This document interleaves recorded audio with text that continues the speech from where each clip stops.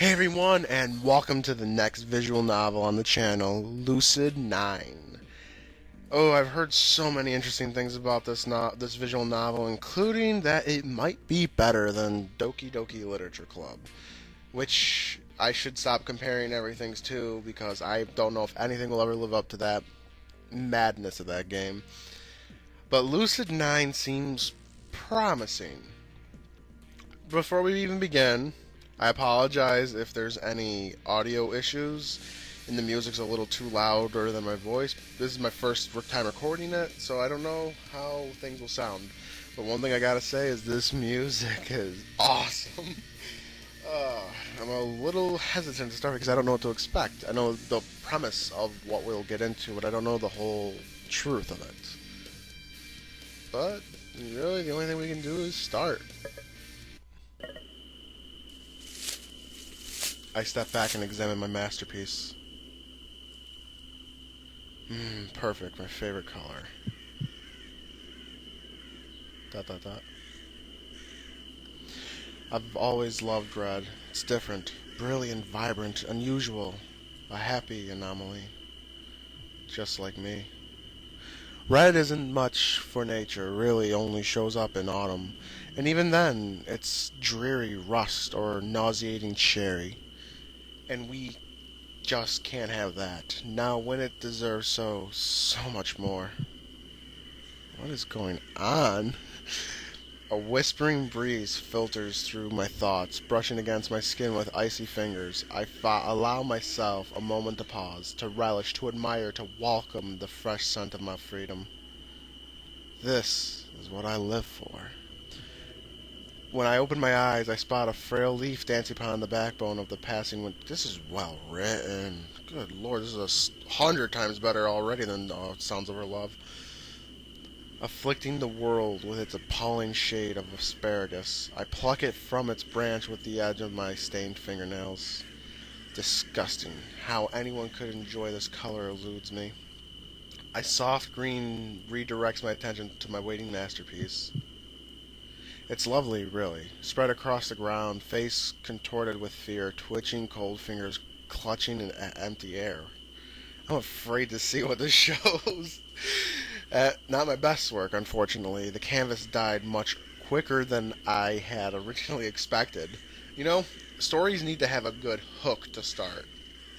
This has it.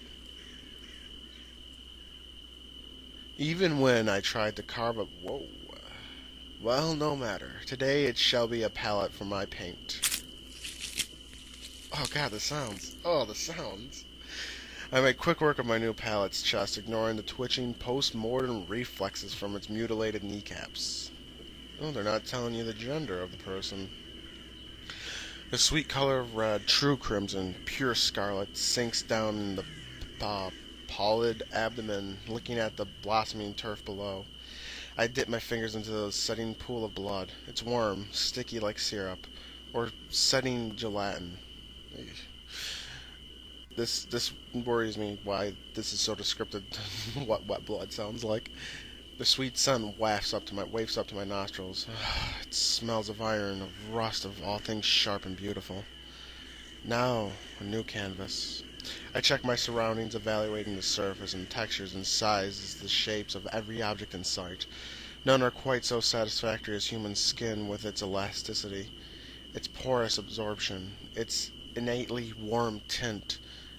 But a substitute is required, so a substitute I must find. Personally, I realize that I'm still holding that eyesore of a leaf in my hand.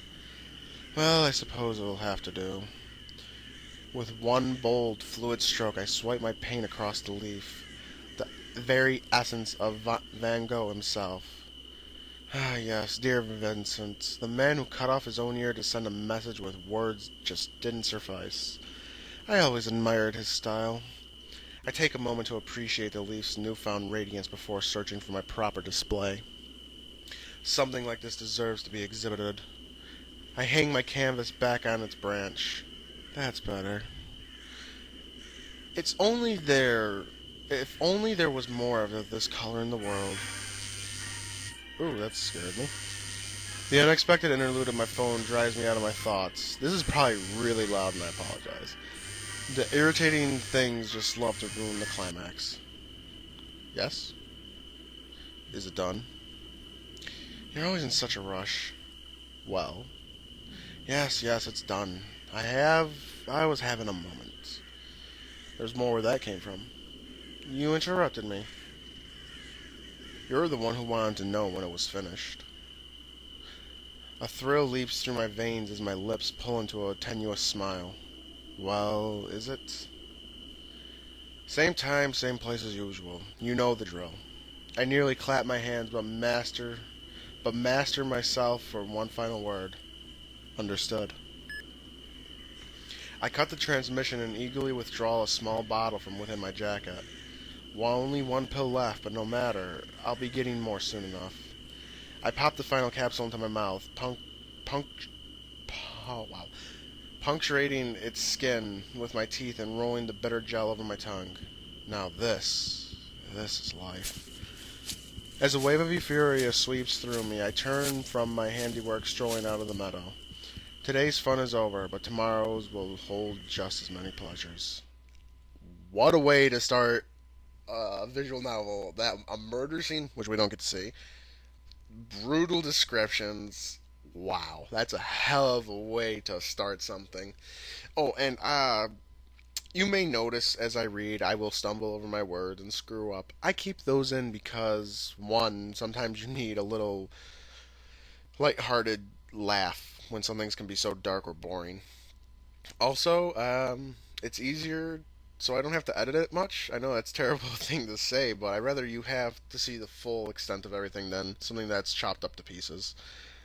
Teacher. Ma? Yama Ishimoto? Who's Yama? Girl or guy? I need to know a voice. I sluggishly pull my head upward, fixing my eyes on the woman at the front of the classroom. Are you even listening? I hide an instinctive smirk. Technically, no. I've always found napping more appealing than relearning history that's been drilled into me since the age of 6. Now that I can actually say that, in all honesty, this teacher doesn't deserve that kind of callous response. Okay, Yama's the main character, the guy talking. Yes, ma'am. Or girl, I don't know if Yama's male or female. Perfect. Summarize the whole section we've been reviewing. I glance at the touchscreen board mounted behind the teacher, quickly skimming over the graphics and topography hovering on its surface. History of Izamu, our glorious metropolis, beginning 2000 AD. Isamu must be this, okay. Easy. Life was really boring for a while. We weren't in debt, weren't at war, and we're basically doing nothing interesting. The teacher's lips purse into a thin line as the classroom erupts into snickers. I feel the slightest tinge of regret and rein in my sarcasm. Then in 2007, America entered a debt crisis that caused a worldwide financial crash. Japan was one of the countries most affected by this. Well, second to China. And why might that be? Because we're dumb about who we partnered with? She taps her finger impatiently on her desk, her eyes narrowing into slits. Well, she asked me to summarize the chapter. She didn't ask me how. Anyway, our glorious government didn't handle the situation so hot, so we had a lovely depression with all the highs of unemployment and crime. Good effort, gold star. The teacher waves her hand as the class roars with laughter. Not going to lie, I'm a little disappointed we don't see no characters yet. We just get nice backgrounds. A little disappointed in that. Right, that's enough. I'll be needing to talk with you after class about your attitude, young man. In other news, grass is green. Elizabeth, perhaps you can salvage this explanation? Cute purple hair. She gestures a few seats to my right where a lavender-haired classmate sits. Her spine is straight as a ruler. You know, I just said I wish I saw sprites. We got to see some sprites. I feel a curdle of distaste in the pit of my stomach as I lounge against my chair. Of course, Elizabeth Oshiro? Class valedictorian, school poster child, and the area's golden girl. Nap time! I settle my head in my arms as Elizabeth leaps to her feet, smiling warmly. Certainly, during this time, Japan fell into chaos. Public Demonstrations, often violent, occurred almost every day. Furthermore, political scandals regarding the national government kept spreading. The teacher relaxes at Elizabeth's textbook her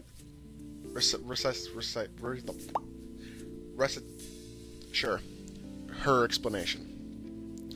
She even shoots a quick glare in my direction as if to say, "See, why can't you be like Elizabeth?"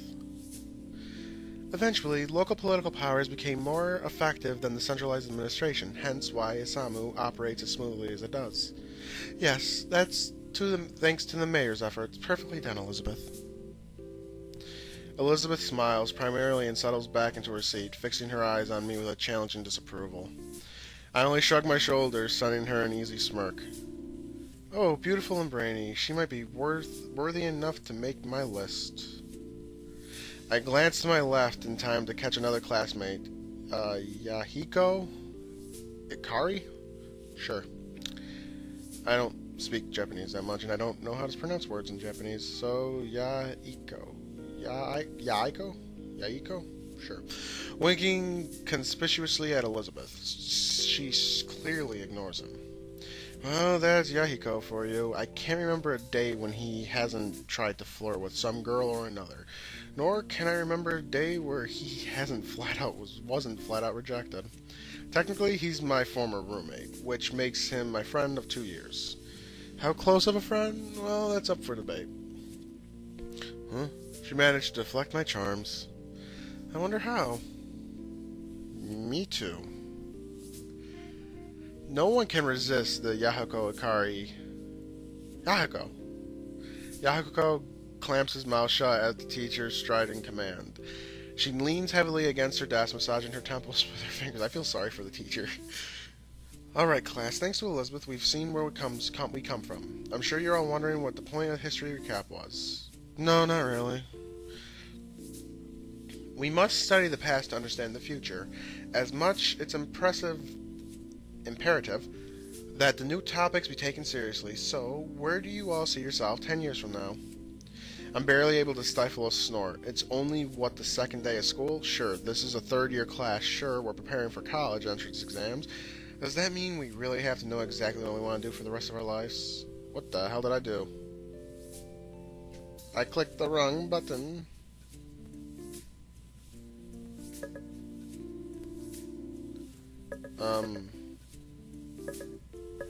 I'm just going to save it real quick. Maybe that will... Where's return? I'm afraid to hit exit. No. Okay. Menu? No. Oh, just right click. Whew. Okay, now I know how to get to the menus now. Does that mean we have to know exactly what we want to do for the rest of our lives? The teacher pointedly looks at me and a hard glint in her eyes. Yahama, Ishito, perhaps you'd like to get us started? I'm tempted to say no, thank you, but that's pretty rude. I'll manage my parents' restaurant, I guess. The teacher's lips tighten even ever so slightly. I know what she's thinking. No passion, no ambition. He will be a failure, this one. It'll pay the bills. What's more can I ask for? Really, dude? Out of anything you could pick, you picked a restaurant manager? Well, what would you suggest? Add a bunch more, dude, like women and cars. And he criticizes me for my lack of imagination. Come on, it's 10 years, anything can happen. The teacher shoots him a disapproving glare as his voice raises dramatically in volume. Yahiko, thanks you for volunteering. Where do you see yourself in 10 years? Yahiko beams, and I feel a sudden sense of dread. Here goes his dream, the one that I've heard no less than 200 times before. Well, Teach, I see myself with a Ferrari F500 under one arm, a Lamborghini Aventador 704 under the other, and a lot of beautiful women in between fighting over the honorable privilege of bearing my children. The class stares at him. Oh, hell. Let's have some fun. I whisper to him, what about the mansion? Right. Take all that and put it in front of a 20,000 square foot mansion attended by staff of 1,000 maids. And where is it located? Oh, it's in the Caribbean on an island. I love this dude already. A man-made island specifically constructed just for me with my name lasered engraved into the hill so that every plane that flies by can see it belongs to. That's quite enough, Yaiko. Thank you for your input. Clearly, she doesn't believe in his dream. Actually, I don't think anyone except Yaiko believes in his dream. Then again, Yaiko has enough belief to make up for everyone else.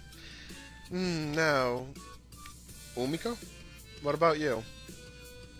As the rest of our classmates drone on about some kind of mega corporation like, okay, Lemonscape, or Way Forward Pharmaceuticals, I lean close to Yahiko.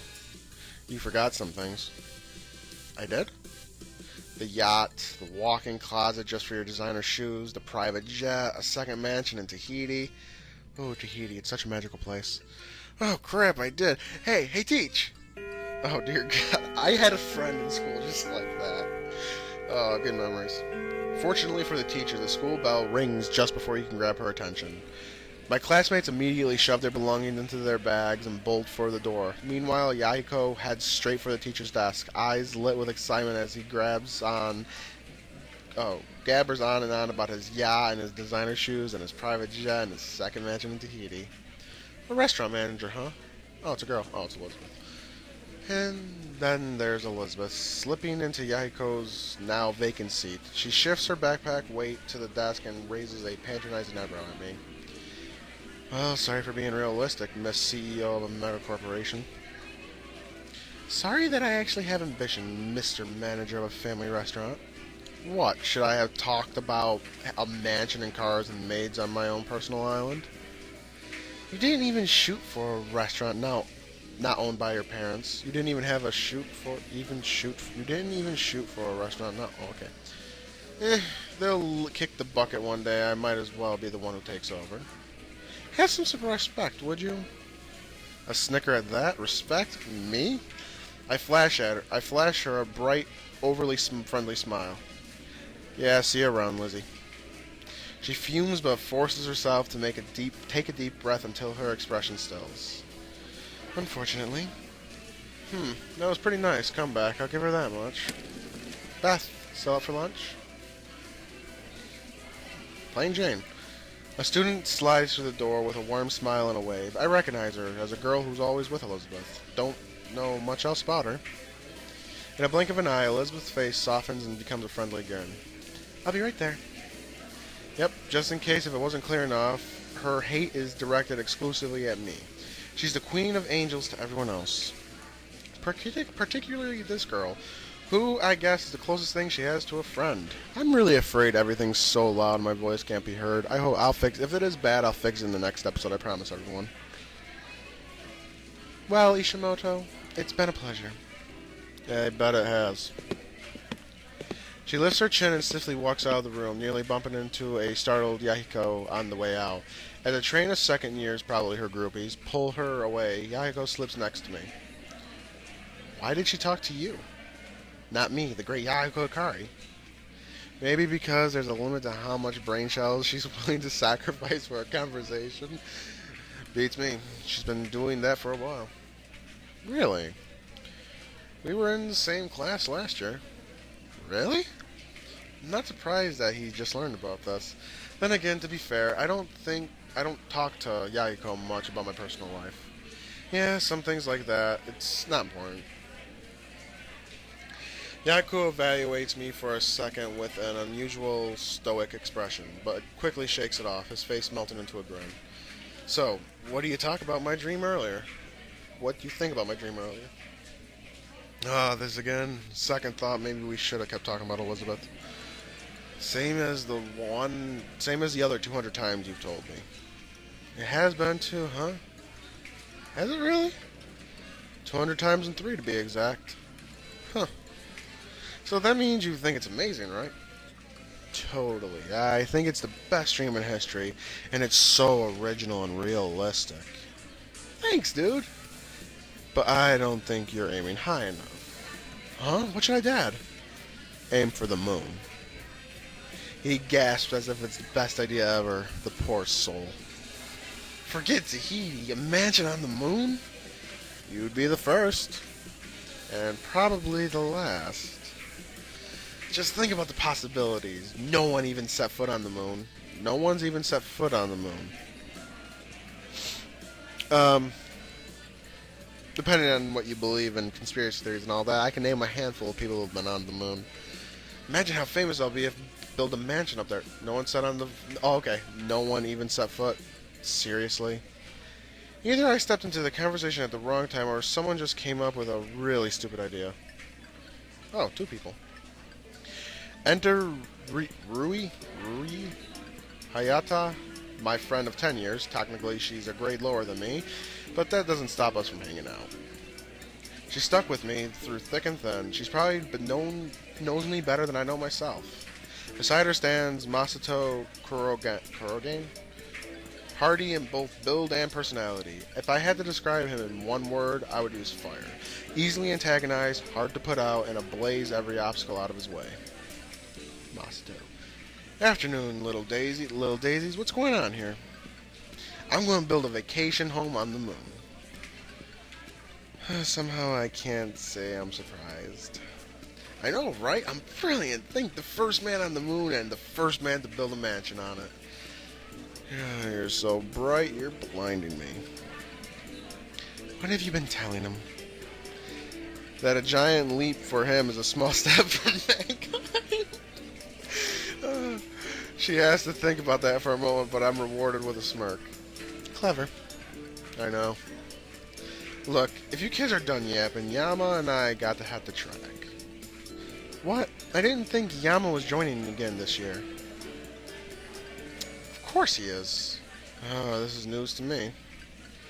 It doesn't seem like a good idea, considering he only went for one practice last year and ditched the rest.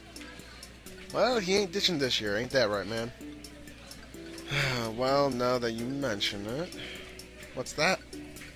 You guys didn't even win last year, Masato. No one needs to make a big deal. Masato's eyes flare with an instinctual need to prove his worthiness of track. We're winning this year. I got a secret weapon. Really? Masato lights up at Rui's apparent interest. See, we lost last year because we didn't have good names. This year we got a great one. He pauses for dramatic effect. Marvelous Masa. Well, at the very least, this is a pretty good opportunity to joke around. Wow, that's fantastic, and I'll call myself Speed of Light, Mountain Destroyer. The hell? You should rename yourself the Streaking Shadow, Dark Eradicator. Then we'll be unstoppable. Ain't no way I'm going with that. Yeah, he isn't great with sarcasm. I smirk at him, but before I can elaborate, the PA above us crackles to life. The club fair is officially open in the courtyard. Feel free to drop by and check out some of what your fellow students have planned. If there's a literature club, avoid it. Alrighty, just the second day. Maybe the school's just making everything happen faster this year. I don't really see why Isamu Imperial Boarding Academy has always done well for itself, even throughout the recession. There's no need to change things now. Hey, it's club time. Let's go take a look. No thanks. I'd rather not be blacklisted. What does that mean? It means that she's afraid to go with you. You'll outshine her so much the clubs won't be interested in her. Oh. God, I love an idiot.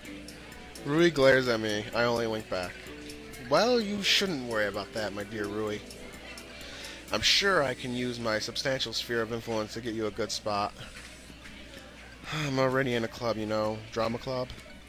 Oh, right. She's been in drama club since last year, and somehow he's still forgotten. Then what was Yama talking about? Nothing, just acting like an idiot as usual. Well, you know what did they say? Like attracts like. No, it's actually birds of a feather flock together. Rui elbows me sharply in the ribs, but her lips are pulling up at the corners. They also say opposites attract. Yeah, and we know which one you are. Oh, is there chemistry between Yama and Rui? She slaps me playfully on the arm as Masato and Yuiko. Hiko? I fucking can't speak these words. Watch with blank stares. Oh, did I just miss something? No more than you usually do. Yako frowns for a moment, but eventually shrugs off the exchange off. Well, I don't know about you guys, but I need to find myself a club to grace with my innumerable talents. They're innumerable, alright. So without further ado, I bid thee farewell. He turns with a flourish of his hand, but Ryui calls after him. You know what will be there? You know that we'll be there, right? Huh? Club recruitment day. All the clubs will be here, including track and drama. Oh. Well, see you there. I love how there's sound effects. I applaud that. Thoroughly. He whisks out of the room. You're coming, man. You're coming to man the track booth, right? Yeah? Me? Like I'm track's poster child? In fact, I'd probably just scare away potential recruits. Don't think like that. You'd be a great asset, man. You just gotta believe. AKA every movie theme ever. We exchange snickers, but Masato grabs my arm. Really, man? You coming? Surprised by his sudden intensity, I contemplate it for a moment. It doesn't take long. Sure, why not? Really? Not like I have anything else to do. Masato grins, releasing my arm. Good. I gotta go set up. I'm expecting you there. He dashes out of the room after a quick wave to Rui. She smiles back and attempts to promptly return. Have you figured out why he wants you in track so badly? Not a clue. She hesitates for a moment and glances around the room. You know, you could join drama club instead. It could be a valid excuse for Masato. I think he just asked why I joined a different club when I could have just joined track. But still, I think you'd really like it. Honestly, it does sound like it could be pretty fun. Rui seems to enjoy it. She often claims that she just liked when we played make-believe as kids. And make-believe is one of my few things I don't mind doing. But it's so much work. It's no more work than track, idiot. Besides, it could be really fun. I'll take your word for it. She rolls her eyes and shoulders her bag. Well, fine, Mr. Grumpy Pants. Some of us have club boots to manage, so I'm gonna get going. I'll go with you. We walk in step to the door, almost into freedom, and then the strident voice of the teacher rips through the air. Yama Ishimoto? Surely you didn't expect to escape so easily. Ah, yes, my attitude problems. I turn to Rui, suddenly pleading. Bail me out? Not a chance. What? What? It builds character. I have plenty of character. Come on, throw me a distraction for me. I throw in shameless dose of puppy eyes. She only pokes me in the forehead, sticking her tongue out. This game, I'm already loving this art style. It's adorable. You win some, you lose some. Just be glad it's a teacher instead of the police. She darts off as I call flatteringly after her. But at least the police wouldn't bore me to tears. What was that, young man? I turned to find the teacher hovering right behind me. Oops. Nothing. Great weather we're having. I love this dude. I love Yama so much already. She doesn't seem amused. At this point? At what point? It's the second day of school, unless she's referring to my teaching me last year. Come to think of it, yeah, that's highly possible. It's clear that detention isn't going to do nothing for your toxic behavior. Well, yeah, because I can nap in detention. Therefore, I've taken the liberty of recommending you to therapeutic mentorship, which will take place on campus at the discretion of our dorm manager. Requirements will be 1 hour, 5 days a week. The mentor will need to sign off on every visit. The what now? Are you scheduling brainwashing sessions for me?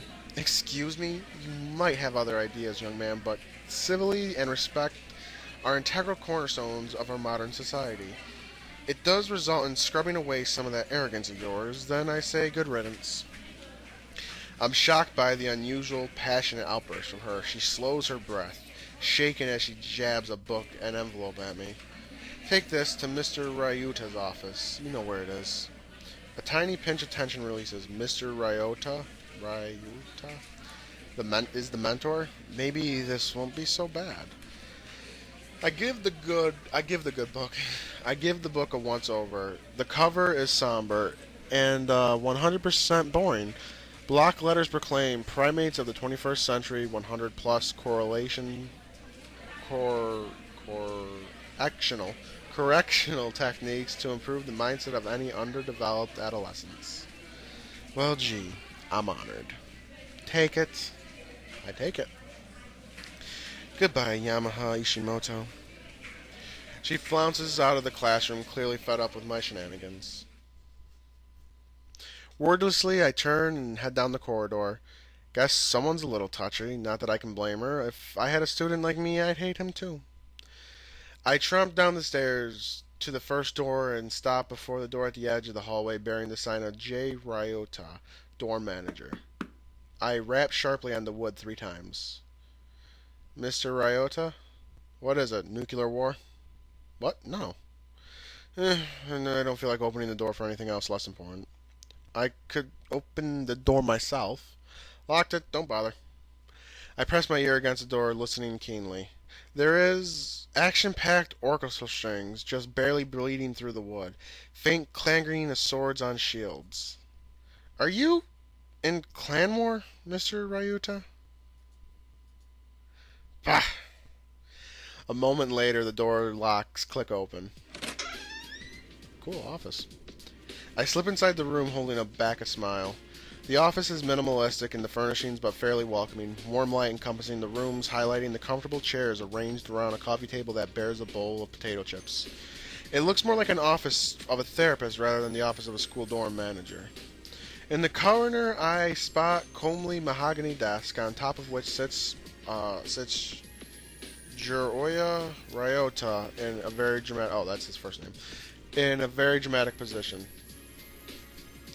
Welcome to the Satin Room. Have you brought an offering to appease the Dark Lord? Indeed I have. With an equally exaggerated bow, I present the book and note from my teacher. Mr. Ryota's eyebrows scrunch in confusion. The hell is this? I kind of got in trouble earlier for talking back. Instead of the detention, the teacher convinced that I need more permanent solution. Like death? I can help you with that. She was thinking more along the lines of counseling, I believe. Oh, okay. But what the hell is this? He shakes the book empathetically. The curriculum that the teacher recommends for, quote-unquote, helping me. Oh, right. Well, I'll put it where it belongs. He probably throws it in the trash with extracts a laugh from me. Now to business. Let me read up on what exactly your teacher wants. His eyes drift over to the paper and I silently hand it to him. Oh boy, isn't this precious? Let me translate. Dear Mr. Ryota, I'm having trouble subduing a boy who actually has the brain and doesn't care for the inefficiencies of our bureaucracy. Sincerely, a woman who was certainly most boring person in her graduating class. I choke back laughter as he crumbles the paper into a ball and lobs it into the trash. By the way, don't tell anyone I said that or I might get fired. And then you'd have to take counseling from Mrs. Hanazawa. And then where would you be? Consider the NDA signed. Mr. Ryuta reclines easily against his chair, kicking his legs on the table. So how's the apartment? Still in one piece, mostly. Good to hear. And Phil? Phil? The little houseplant, the one placed on your shelf. Your memory sucks more than mine, kid. Oh, right. I vaguely remember Mr. Ryuta forming an odd attachment to the plant that I'd moved into my apartment, even to the point where he named it Phil. I think he died.